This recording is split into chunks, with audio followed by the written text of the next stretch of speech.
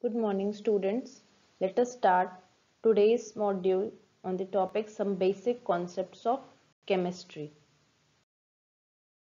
So today we are going to discuss about uncertainty in measurement, that is what about precision and accuracy, significant figures and rules for determining the number of significant figures and rules for determining the number of significant figures in answers involving calculation. So let us begin. So the measurement involving counting of whole numbers of identifiable objects, example eggs, bananas, tables, chairs, etc., can be known accurately, that is, they consist of exact numbers.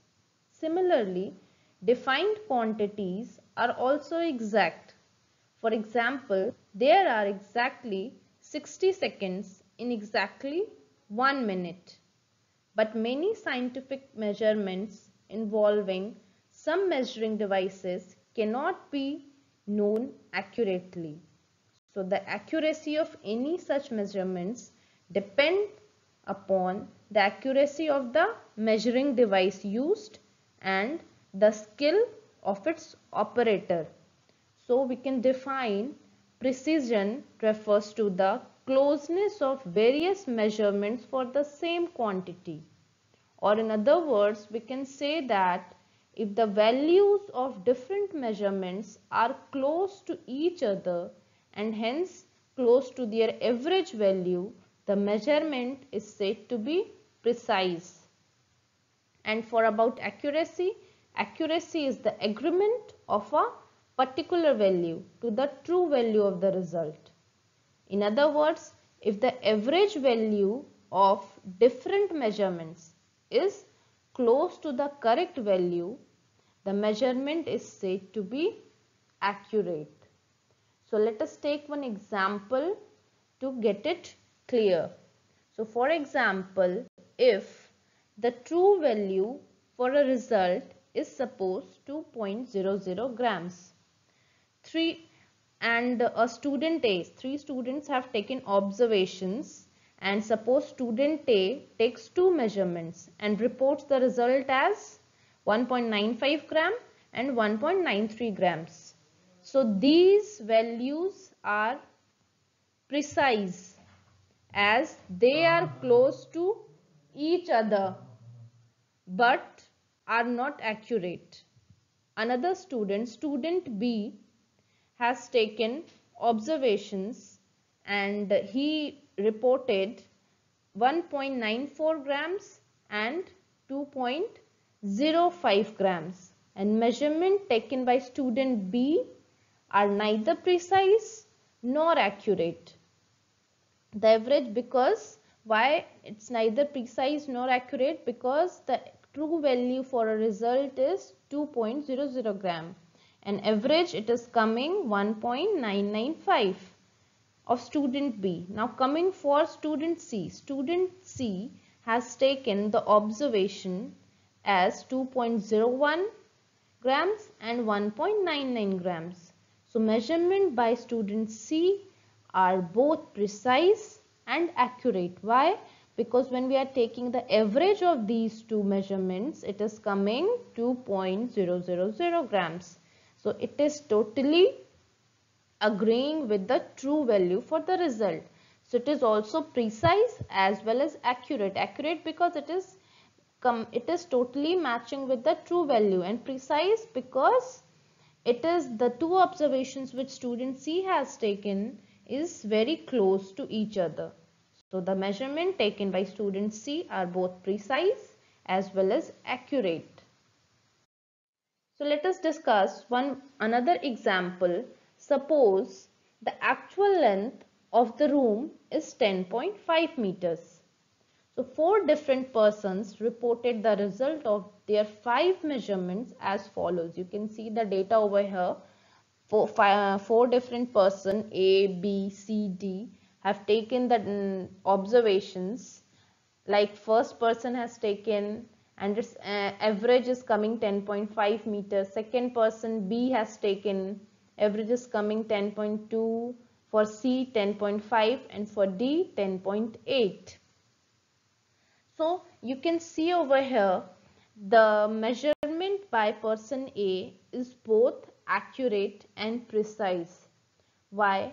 Because you can see, just look at the observations taken by person A, 10.3, 10.4, 10.5, 10.6, 10.7. So these are very close to each other. That's why the measurement taken by person A is both precise and accurate, and the average of it is coming 10.5. So it is accurate as well as precise. And for person B, it has poor accuracy but good precision. And for person C, it has poor precision but good accuracy, because the average is coming 10.5 and it is matching with the original value, that is 10.5 meter. Now for person D, measurement by person D has poor accuracy and poor precision both. So this is all about precision and accuracy. We can ultimately conclude the results in the diagrammatically form as follows. You can see diagram over here. A measurement can have a good accuracy but a poor precision, but because different measurements may give a correct average. The converse is not true. Good precision doesn't necessarily mean good accuracy. Okay, so this is all about precision and accuracy. So moving further, in the light of what has been discussed above, it is necessary to indicate in the reported result how accurately it has been measured. So for example, suppose the mass of an object has been determined to be, suppose it is taken 14.5678 grams. And if the accuracy of the analytical balance, which we are using for measuring the mass, so it is accuracy is 0.0001 grams. So this means that the actual mass of the object is 14.5678 plus minus of 0.0001 grams. That is, it lies between 14.5677 and 14.5679.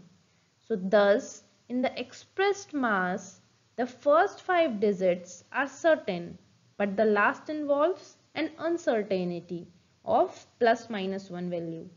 So all the measured quantities are reported in such a way. Only the last digit is uncertain, usually by plus minus 1. So we can define a term significant figures. These are meaningful digits which are known for uncertainty, or the total number of digits in a number including the last digit whose value is uncertain, called the number of significant figures. For example, if we write a result as 11.2 milliliters, we can say that 11 is certain and 2 is uncertain, and the uncertainty would be plus minus 1 in the last digit, unless otherwise stated as uncertainty of plus minus 1 in the last digit is always understood. So now the rules for determining the number of significant figures means there are certain rules which determines how much significant figures the given number or given data is containing. So the first rule is all non-zero digits as well as the zeros between the non-zero digits are significant. Means first of all non-zeros digits are significant. Suppose for example 576 centimeter. It doesn't contain any non-zero, it is containing only non-zero digit, it doesn't contain any zeros. So it has 3 significant figures, and as well as the zeros between the 2 non-zero digits are also significant. Now see the third example, 5004. So 2 zeros are there in between 2 non-zero digits. So it is containing 4 significant figures. So this is rule number 1. See for example second one, 0.48 grams has only 2 significant figures, and the last one is 2.05 is only containing 3 significant figures, because 0 here is present between two non-zero digits, and in 0.48 the 0 is present before the two non-zero digits. So that's why in 2.05 it is having 3 significant figures, and 0.48 it is containing 2 significant figures. Now moving towards rule number 2. Zeros to the left of the first non-zero digit in a number are not significant. For example, 0.05 meter has only one significant figure, because the zeros which are present over here, it is present before a non-zero digit. Secondly, 0.0045 kg has 2 significant digits only, because the 3 zeros which are present in it, it is present before the 2 non-zero digits. Now, rule number 3. If a number ends in zeros, but these zeros are to the right of the decimal point, then these zeros are significant. For example, 2.50 centimeter. So 2.50 centimeter, this number ends with 0, and these zeros are present in extreme right of the decimal point. So this 0 is also significant. So it is containing 3 significant figures. Similarly, 2.500 grams. It is containing in total of 4 significant figures. The 2 zeros which are present after decimal, then it is also significant. So similarly, 5.04, it has two significant figures. 0.0200 kg has 3 significant figures, because here the 2 zeros are present on the extreme right, and the 2 zeros which are present before the non-zero digits are not significant, but the 2 zeros which are present after the non-zero digits are significant. So it is 3 significant figures. Now moving further to the rule number 4, that is, if a number ends in zeros, but these zeros are not to the right of a decimal point, then these zeros may or may not be significant. Suppose 10500 gram may have 3, 4 or 5 significant figures. How? We can express 10500 grams as 1.05 into 10 to the power 4 grams, 1.050 into 10 to the power 4 grams, again 1.0500 into 10 to the power 4 grams. You can see over here. So in first case, it is having 3 significant figures. In second one, it is having 4, and in third one, it is having 5. Here, what we have observed that in these cases, the significant figures of only the first factor are counted, remembering that all zeros to the right of a decimal point are significant. Thus, in such cases, the general notation is n into 10 to the power n, where capital N, a number with a single non-zero digit to the left of the decimal point, and small n, an integer called exponent. So the above method which we have expressed 10500 grams is known as scientific or exponential notation. We will discuss this notation later on in our next module. So now rules for determining the number if significant figures in answers involving calculations. Okay, so now rule number 1. The result of an addition or subtraction should be reported to the same number of decimal places as that of the term with least number of decimal places. So the number of significant figures of different numbers have no role to play. So for example, we can see over here, we are now doing addition and finding out our result in correct proper significant figures. So first number is 4.523, adding up to 2 plus 2.3 plus 6.24. So So we have to add all these numbers. After adding, we are getting 13.063. But the reported sum is 13.1. Why? Because the first number has 3 decimal places. You can see over here. And second one has 1. And third one has 2. So hence, answer should be reported only up to 1 decimal places. Why? Because it is according to rule. The significant figures in the 3 numbers are 4, 2 and 3 respectively. We can see over here, in first is 4 significant figures, second is 2 and last one is 3. So the answer should be 13.1. So take one more example for difference, for subtraction. Suppose 18.4215, we have to subtract 6.01 from it. So the actual difference is 12.4115, but the reported difference is 12.41. Why? Because we can see over here, as the second number has 2 decimal places only. After decimal it is having 2 places only, while the first has 4 after decimal. So the answer should be reported only up to 2 decimal places. So the answer should be reported as 12.41. So this is the rule 1, which conclude that the result of an addition or subtraction should be reported to the same number of decimal places as that of the term with least number of decimal places. So now the rule number 2. The result of a multiplication or division should be reported to the same number of significant figures as is possessed by least precise term used in the calculation other than exact numbers. So for understanding this rule, let us take one example. 4.327 into 2.8. So the actual product is 12.1156, but reported product is 12. Why? Because you can see over here, the first number has 4 significant figures while the second has 2. So the actual product has been rounded off to give a reported product of 12, that is containing only 2 significant figures. This is because the least precise term in the calculation we can say here 2.8 has only 2 significant figures.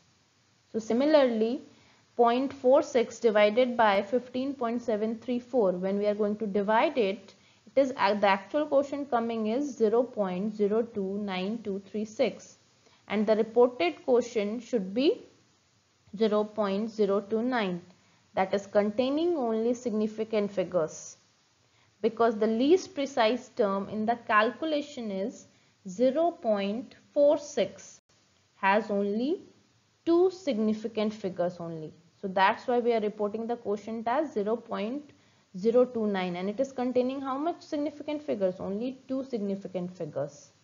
So this is the second rule. Now the third rule. If a calculation involves a number of steps, the result should contain the same number of significant figures as that of the least precise number involved other than the exact numbers. So for the better understanding, let us take one example. We have to solve this given equation. 42.967 into multiplied with 0.02435 divided by 0.34 multiplied by 4. So we have to calculate it. After calculation, we are getting the result as 0.7692988. The actual result which we are getting after calculating it. But leaving the exact number 4, the least precise term has 2 significant figures. What is the least precise term over here? 0.34. It is having 2 significant figures. So hence after rounding off, the reported result will be 0.77, that is containing only 2 significant figures. So this is all about calculations involving significant figures and about significant figures. So today we have learnt about uncertainty in measurement, significant figures and rules for determining the number of significant figures and have done some basic examples for calculations involving significant figures. Thank you, students.